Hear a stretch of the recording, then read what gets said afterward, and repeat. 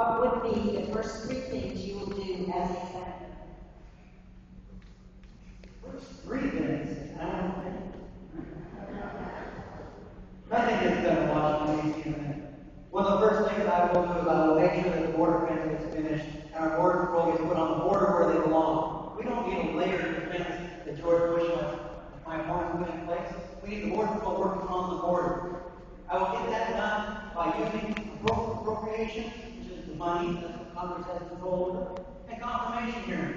We should be filibustering Atlantic Indians right now.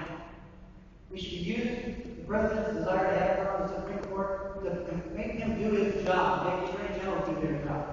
U.S. Code Title 8 talks about our immigration and naturalization process. It's their job to enforce the rules. My opponents have failed this state. They didn't build border fence when they had the opportunity. They didn't secure our borders. People have died because they failed us. They criticized the government. They Medicare for they voted to increase the national debt. Can't say that. That is not good conservative Republican principles.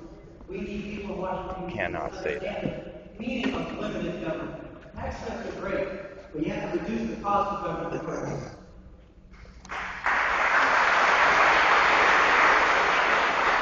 I believe the question was, what will the first 3 things be that you will do as your next United States Senator? This gives me a chance to repeat and tell you a little bit more. Article 1, Section 1 says, all legislative powers herewith granted shall be vested in the Congress of the United States. But in the 20th century, Congress ceded that power largely to the executive branch. The Congressional Responsibility Act will mandate every proposed regulation to come before the House or Senate for an up or down vote so you can hold us accountable.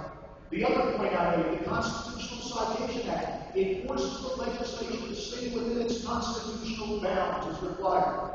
And number 3, the Enforcement First Act.